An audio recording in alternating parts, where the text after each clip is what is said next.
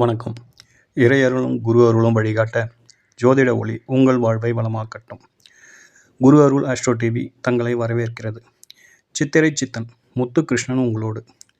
இன்று நம்ம பார்க்க இருக்கும் பதிவு, மேஷ லக்னத்தில் பிறந்த அன்பர்களின் வாழ்க்கை துணை எப்படிப்பட்டதாக இருக்கும், அவங்களுடைய திருமண வாழ்க்கை திருமணத்திற்கு பிறகு எப்படி இருக்கும் அப்படிங்கிறத பற்றிய ஒரு சுருக்கமான பதிவாக இந்த பதிவில் பார்க்க இருக்கின்றோம். இந்த பதிவு பொறுத்தவரையிலும் இது நம்மளுடைய ஜோதிட சாஸ்திரம், வேத ஜோதிடம் அப்படிங்கிறது ஒவ்வொரு மனிதனுக்குமான ஒரு வாழ்க்கை துணையை இப்படி தான் இருக்கும் அப்படின்னு சொல்லிட்டு ஒரு பேட்டர்னில் அது கொடுத்து வச்சுருக்காங்க. அதை பற்றி தான் நம்ம இந்த பதிவில் பார்க்க இருக்கின்றோம் நண்பர்களை. அதை பார்க்கறதுக்கு முன்னாடி உங்களுடைய ஜாதகத்தை ஒரு முறை வெரிஃபிகேஷன் பண்ணிங்க. அதாவது உங்கள் ஜாதகத்தில் 7ஆம் இடம் எப்படி இருக்குது, 7ஆம் அதிபதி எப்படி இருக்கிறார், 7ஆம் இடமும் 7ஆம் அதிபதியும் நல்ல நிலையில் இருந்துட்டாங்க அப்படின்னாக்கா நாம் சொல்லும் இந்த கருத்துக்களோடு மேக்சிமம் எல்லாமே ஒத்து வந்துடும் அப்படிங்கிறத பார்த்துக்கோங்க. சரிங்களா? ஸோ இது ரொம்ப முக்கியமான ஒரு விஷயம். இதை மட்டும் மனசில் வச்சுக்கிங்க. அடுத்ததாக, இந்த பதிவு உங்களுக்கு ரொம்ப பிடிச்சிருந்தது அப்படின்னாக்கா இந்த பதிவுக்கு முழுமையாக கேட்டுட்டு ஒரு லைக் போடுங்க. உங்களுடைய நண்பர்கள் அல்லது உங்களுடைய உறவினர்கள் யாருக்காச்சும் இந்த பதிவு தேவைப்பட்டது அப்படின்னாக்கா ஷேர் பண்ணுங்கள். மறக்காமல் சேனலை சப்ஸ்கிரைப் செய்து உதவுங்கள் நண்பர்களே. சரிங்களா? வாங்க இப்போது நம்மளுடைய தலைப்புக்குள்ளே போகும். அதாவது மேஷ லக்னத்தில் பிறந்த நண்பர்களின் வாழ்க்கை துணை அப்படிங்கிறது தான். பொதுவாக வாழ்க்கை துணையை பொறுத்தவரையிலும் 2 விதங்களில் நம்ம இதை பிரிக்கலாம்.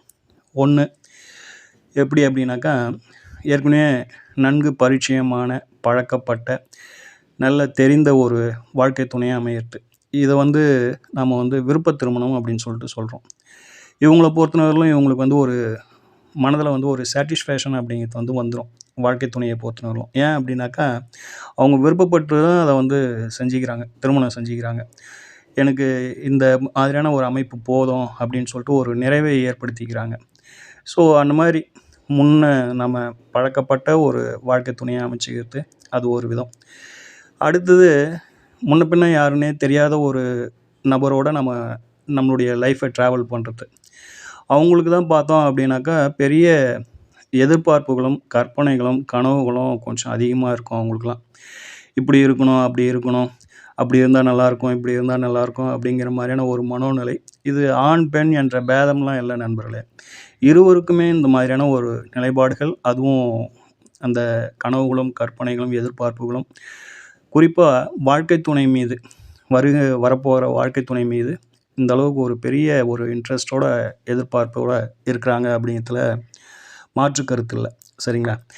அப்படிப்பட்ட ஒரு எதிர்பார்ப்புகளை நம்மளுடைய ஜோதிடம், வேத சாஸ்திரம் எப்படி அதை தீர்மானம் பண்ணியிருக்குது அப்படின்னு பார்க்கின்ற பொழுது, 12 லக்னங்களுக்கும் 12 விதமான குணாதிசயங்களை கொண்ட ஒரு வாழ்க்கை துணையை அது கொடுக்குது அப்படிங்கிறதுல மாற்று கருத்து இல்லை. ஒவ்வொருத்தருடைய வாழ்க்கை அந்த பயணமும் ஒவ்வொரு விதத்தில் ஒரு ஒரு ஒரு வித்தியாசத்தை உணர்த்திக்கிட்டே இருக்குது அப்படிங்கிறது தான் இது தரும் ஒரு பதிலாக இருக்கின்றது நண்பர்களே. அந்த வகையில் நாம் இன்று பார்க்க இருக்கும் இந்த பதிவு பொறுத்தவரையிலும் மேஷ லக்னத்தில் பிறந்த அன்பர்களின் வாழ்க்கை துணையை தான் நம்ம பார்க்க இருக்கிறோம். இதில் ஒரு தெளிவுக்கு வந்துடுங்க. சரிங்களா? ஸோ மேஷ லக்னம் அப்படின்னும் பொழுது உங்களுக்கான வாழ்க்கை துணை அப்படிங்கிறது, இதனுடைய அதிபதி அப்படின்னு சொல்லிட்டு பார்க்கின்ற பொழுது சுக்கிர பகவான். இந்த சுக்கிர பகவானை பொறுத்தவரையிலும் களத்திர காரக கிரகம் அப்படிங்கிறத நம்ம மறந்துடக்கூடாது. அவரே உங்களுக்கு 7ஆம் அதிபதியாகவும் வருகிறார். அதே போல் தனம், வாக்கு, குடும்பம் என்ற 2ஆம் வீட்டின் அதிபதியாகவும் அவரே வரார். ஆக கிட்டத்தட்ட ஒரு 3 நிலைகளுக்கு சொந்தக்காரராக மேஷ லக்னத்திற்கு இந்த சுக்கிர பகவான் விளங்குகின்றார் அப்படிங்கிறத பார்த்துக்கோங்க. அடுத்ததாக, மேஷ லக்னத்தில் ஆண் பிறந்து இருந்தாலும் சரி, பெண் பிறந்து இருந்தாலும் சரி, அவங்களுடைய வாழ்க்கை துணை அப்படிங்கிறது நல்ல ஒரு ரசனை மிக்க ஒரு வாழ்க்கை துணையாக இருக்கும். அதாவது சுக்கிரன் அப்படின்னாலே ஒரு அழகு, ஒரு கவர்ச்சி, ஒரு ஒரு உணர்ச்சியை தூண்டக்கூடிய அமைப்பில் அந்த சுக்கிரன் அப்படிங்கிறது இருக்கும் அப்படிங்கிறத பார்த்துக்கோங்க. அந்த கிரகத்தினுடைய தன்மையே அதுதான். ஒரு உணர்ச்சிகளை தூண்டும். ஒரு பார்த்த உடனே அது ஒரு பொருளாக கூட இருக்கட்டுங்க, அந்த பொருளில் ஒரு சுக்கிரனின் தன்மை இருந்தது அப்படின்னாக்கா அதன் மீது ஒரு ஈர்ப்பை கொடுக்க வந்துடும். அதன் மேலே பார்த்த உடனே என்ன ஒரு அழகுடா அப்படின்னு சொல்லிட்டு சொல்கிறேன் இல்லைங்களா? அந்த ஒரு ஈர்ப்பை கொடுக்கக்கூடிய ஒரு அமைப்பு யாருக்கிட்ட இருக்குது அப்படின்னாக்கா அந்த சுக்கிரன்கிட்ட தான் இருக்குது. அப்படிப்பட்ட ஒரு தன்மை, ஒரு தன்மையில் ஒரு வாழ்க்கை துணை அமைப்பு யாருக்கு இருக்குது அப்படின்னாக்கா மேஷ லக்னத்தில் பிறந்த அன்பர்களுக்கு இது வந்து கூடுதலாக இருக்குது அப்படிங்கிறது தான் யதார்த்தமான ஒரு உண்மை. அப்போ இவங்களுக்கு வரும் வாழ்க்கை துணை எப்படி இருக்கும் அப்படின்னு பார்த்தோம்னா, நல்ல ஒரு அழகான ஒரு அமைப்பில் ஒரு வாழ்க்கை துணை இருக்கும். நல்ல அந்த உடல் கட்டமைப்பு, முகக்கட்டமைப்பு இதெல்லாம் பார்த்தாங்க அப்படின்னாக்கா, அது ஆணாக இருந்தாலும் பெண்ணாக இருந்தாலும் அவங்க மேலே வந்து ஒரு இனம் புரியாத ஒரு ஈர்ப்பு மற்ற பாலினத்துக்கு இருக்கும். இப்போ உதாரணமாக ஒரு மேஷ லக்னத்தின் ஒரு ஆண் அப்படின்னு வச்சுக்கிங்க, அவருடைய வாழ்க்கை துணை ஒரு பெண் இல்லைங்களா? அந்த எதிர்பாலினத்தின் அந்த பெண் மீது, வாழ்க்கை துணையின் மீது எல்லோருக்குமே வந்து ஒரு ஈர்ப்பு இருக்கும்.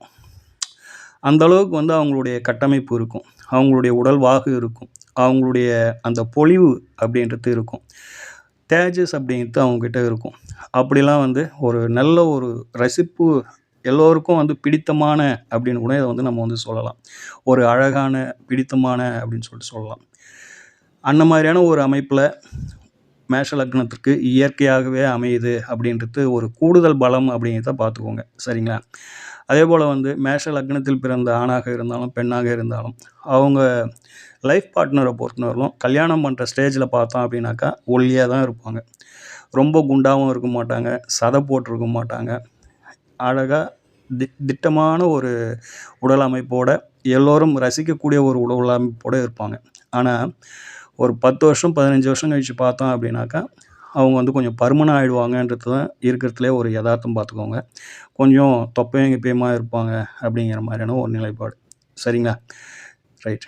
இப்போது இவங்கள பொறுத்தவரையிலும் ஆஃப்டர் மேரேஜ் இவங்களுடைய லைஃப் எப்படி இருக்கும் அப்படின்னாக்கா, செல்வ நிலை ரொம்ப சிறப்பாகவே இருக்கும். சொத்துக்கள் அப்படிங்கிறது வந்து நல்ல விதத்திலே இவங்களுக்கு வந்து அமையும் நண்பர்களே. ஏன் அப்படின்னாக்கா, தனாதிபதியே சுக்கிரன் தான். அதனால் வந்து பிஃபோர் மேரேஜ் மேஷ லக்னத்தில் பிறந்தவங்க எப்படி இருந்த போதிலும் ஆஃப்டர் மேரேஜை பொறுத்தவரையிலும் செல்வ நிலை, அந்த வாழ்க்கை தரம் அப்படிங்கிறது கொஞ்சம் நல்ல நிலையில் உயரும் அப்படிங்கிறத பார்த்துக்குங்க. சொத்துக்கள் அப்படிங்கிறதுலாம் வந்து கூடுதலாக வந்து அமையும் அப்படிங்கிறத கொஞ்சம் பார்த்துக்குங்க. இதில் நீங்கள் வந்து செய்யக்கூடாத ஒரு விஷயம் அப்படின்னாக்கா, அது ஆணாக இருந்தாலும் பெண்ணாக இருந்தாலும் உங்களுடைய வாழ்க்கை துணையை வந்து நீங்கள் வந்து சங்கடப்படுத்தக்கூடாது அப்படிங்கிறத பார்த்துக்கோங்க. ஏன்னா செல்வம் அப்படிங்கிற 2ஆம் இடத்தின் அதிபதியாக சுக்கிரன் இருக்கிறார், 7ஆம் இடத்தின் அதிபதியாக சுக்கிரன் இருக்கிறார். அப்போது உங்களுடைய செல்வமும் அந்த குடும்பமும் அந்த வாழ்க்கையும் அந்த திருமண வாழ்க்கையும் நல்ல நிலையில் இருக்கணும் அப்படின்னாக்கா, நீங்கள் வந்து உங்களுக்கு வரும் வாழ்க்கை துணையை வந்து நீங்கள் வந்து எந்த சூழலிலும் அட வைக்கவோ, சங்கடப்படுத்தவோ, கண்ணீர் சிந்தவோ வைக்கக்கூடாது அப்படிங்கிறத பார்த்துக்கோங்க. குறிப்பாக நம்பிக்கை துரோகம் அப்படிங்கிறது அவங்களோட இருக்கக்கூடாது.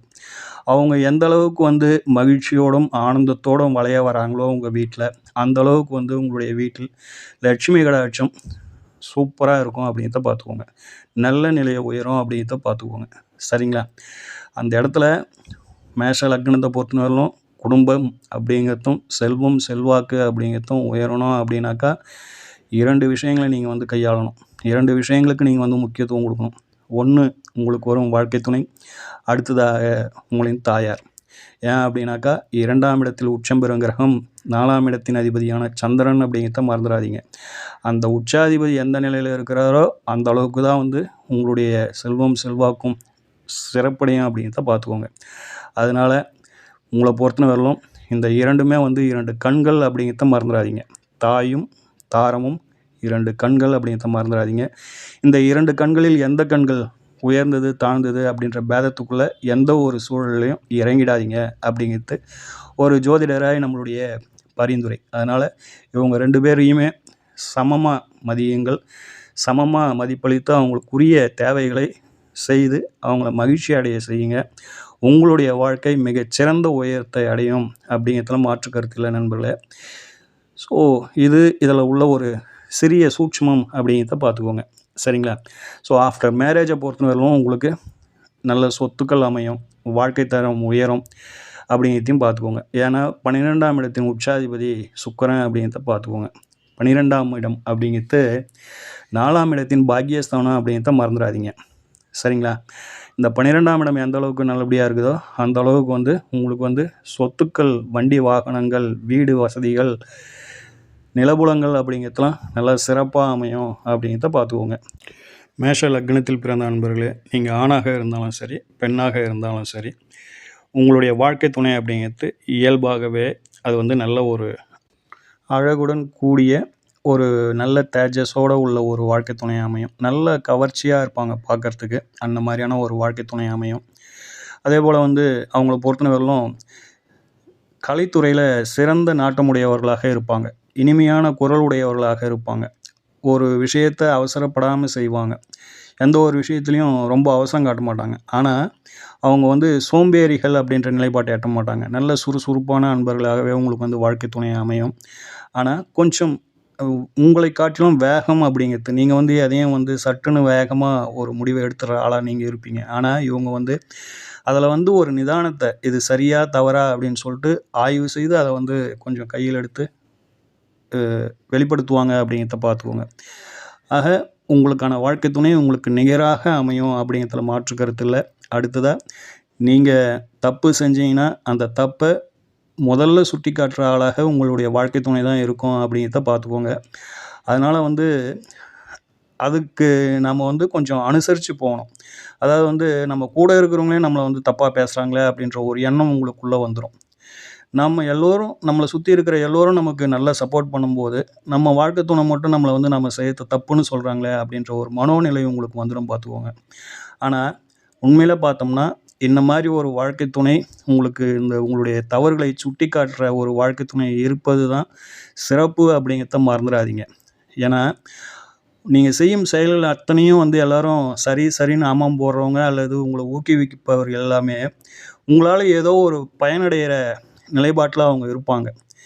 அந்த பயனடைகிற நிலைப்பாட்டிலையோ அல்லது உங்களால் வந்து ஒரு ஆதாயம் பெறும் நிலையிலையோ இருக்கிறவங்க தான் உங்களுடைய தவறை சுட்டி காட்டாமல் அவங்க வந்து நீங்கள் செஞ்சது தான் சரி அப்படின்னு உங்களை வந்து சப்போர்ட் பண்ணுறவங்களா இருப்பாங்க. ஆனால் வாழ்க்கை துணை மட்டுமே உங்களுடைய நலன் கருதி இது தவறு என்று சுட்டி காட்டும் அமைப்பில் இருக்கும். அதனால் வந்து அது வந்து உங்களுக்கு ஒரு நல்ல அமைப்பு, இறையருள் கொடுத்த ஒரு கிஃப்ட்டுன்னு நினச்சிக்கோங்க.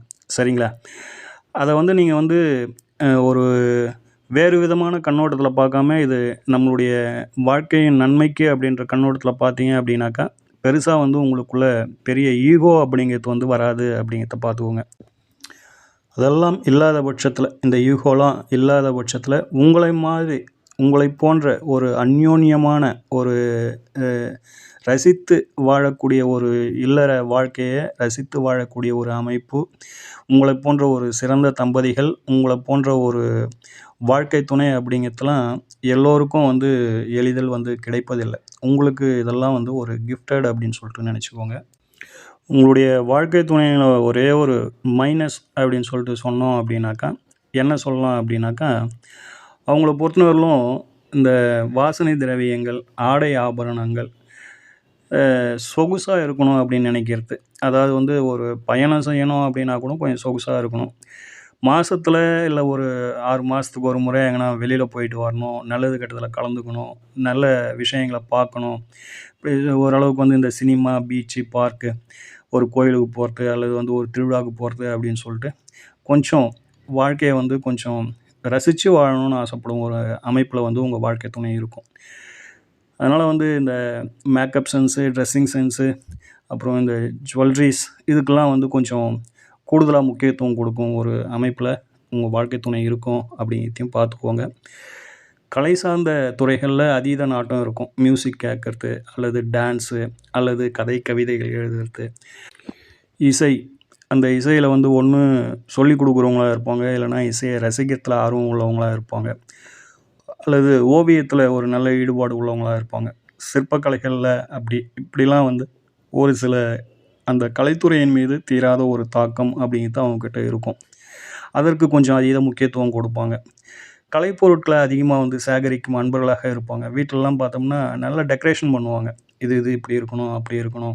நல்ல ஒரு ரசனையோடு அந்த வீட்டு அமைப்பெல்லாம் வந்து வச்சிட்ருக்கிற அமைப்பு யாருக்கு இருக்குது அப்படின்னாக்கா, மேஷ லக்னத்தில் பிறந்த வாழ்க்கை துணையிடம் ரொம்ப அதிகமாக இருக்கும். ஒன்றுத்தையும் பார்த்து செய்வாங்க. இது இங்கே இருக்கணும், இது இப்படி இருக்கணும், இது இப்படி இருந்தால் நல்லா அழகாக இருக்கணும். அந்த அழகுக்கு அதீத முக்கியத்துவம் கொடுப்பாங்க. அவங்களுடைய பெட்ரூம்ஸ்க்குலாம் போனோம்னா கூட அந்த பெட்ரூம்ஸ்லாம் பார்த்தோம்னா ஒரு கலை அம்சத்தோடு இருக்கும் அப்படின்னாக்கா, அதற்கு முக்கிய காரணம் என்ன அப்படின்னாக்கா, அந்த மேஷ லக்னத்தில் பிறந்த வாழ்க்கை துணை தான் அப்படிங்கிறத பார்த்துக்கோங்க. சரிங்களா? ஆக மேஷ லக்னத்தை பொறுத்தளவிலும் உங்களுடைய வாழ்க்கை துணை அப்படிங்கிறது கலைநயத்துடன் கூடிய ஒரு சிறந்த ஒரு அழகான ஒரு அம்சமான ஒரு வாழ்க்கை துணை உங்களுக்கு அமையும் அப்படிங்கிறதுல மாற்று கருத்து இல்லை. இதுக்கு நீங்கள் பார்க்க வேண்டியது உங்களுடைய ஜாதகத்தில் சுக்கிர பகவான் எப்படி இருக்கிறாரு அப்படிங்கிறதும் 7ஆம் இடம் எப்படி இருக்குது அப்படிங்கிறதையும் பாருங்கள். இந்த இரண்டும் நல்ல நிலையில் இருந்துடுச்சு அப்படின்னாக்கா நாம் சொன்ன இந்த விஷயங்களில் எந்த ஒரு மாற்றமும் இல்லாமல் அப்படியே உங்களுக்கு வந்து செட் ஆகும் அப்படிங்கிறத பார்த்துக்கோங்க. அடுத்ததாக ஆஃப்டர் மேரேஜுக்கு அப்புறம் உங்களுடைய லைஃப் நல்ல ஒரு க்ரோத் ஆகும். நல்ல ஒரு செல்வம், செல்வாக்கு, சொத்துக்கள், வண்டி, வாகனங்கள் அப்படின்னு சொல்லிட்டு எல்லாமே வந்து ஒரு நல்ல க்ரோத் ஆகும் அமைப்பு உங்களுக்கு உண்டு அப்படிங்கிறதையும் பார்த்துக்கோங்க. சரிங்களா? சரி நண்பர்களே, இந்த பதிவு உங்களுக்கு பிடிச்சிருந்தது அப்படின்னாக்கா மறக்காமல் ஒரு லைக் பண்ணுங்கள். ரொம்ப பிடிச்சிருந்தது அப்படின்னாக்கா உங்கள் நண்பர்கள் வேண்டப்பட்டவர்களுக்கு ஷேர் பண்ணுங்கள். சேனலை சப்ஸ்கிரைப் பண்ணி உதவுங்கள் நண்பர்களே. அதாவது இந்த பதிவை பார்த்துட்ருக்கிற நண்பர்களில் பலர் திருமணத்தை கடந்து வந்திருக்கலாம், பலர் திருமணத்துக்காக காத்திருக்கலாம். திருமணத்தை கடந்து வந்த அன்பர்கள் உங்களுடைய வாழ்க்கை துணை இதில் எந்த அளவுக்கு ஒத்துப்போகுது அப்படின்ற கருத்தை சொல்லுங்கள். சொல்கிறதுக்கு முன்னாடி நாம் சொன்ன விஷயத்தை நீங்கள் செக் பண்ணிவிட்டு அப்புறமா சொல்லுங்கள். ஏன்னாக்கா ஒரு சில அன்பர்களுக்கு இத்தகைய அமைப்பு இருந்தும் ஏற்பட்டிருக்காது. காரணம் என்னடா அப்படின்னாக்கா அவங்களுடைய ஜாதகத்தில் சுக்கிர பகவானும் 7ஆம் இடமும் பலவீனப்பட்டிருக்கும் பொழுது இந்த இப்போ நம்ம சொன்ன அத்தனை அமைப்புகளும் சேர்ந்து வராது. இதற்கு எதிர்மாறான அமைப்புகள் கூட வாழ்க்கை துணை அமைந்திருக்கும் அமைப்பு உண்டு அப்படிங்கிறத பார்த்துக்கோங்க. சரிங்களா? ஓம் ஸ்ரீ ராஜகணபதி ஐயா அவர்களின் அருளோடும், ஓம் ஸ்ரீ லோபாமுத்திரை சமேத ஸ்ரீ அகத்தியர் ஐயா அவர்களின் ஆசியோடும் அனைவருக்கும் வாழ்வில் நலமும் வளமும் கிடைக்கப்பெற்று ஆனந்தமும் மகிழ்ச்சியும் என்றென்றும் நிலைத்திருக்கட்டும். வாழ்க வளமுடன், வாழ்க பல்லாண்டு. நன்றிகள், வணக்கம்.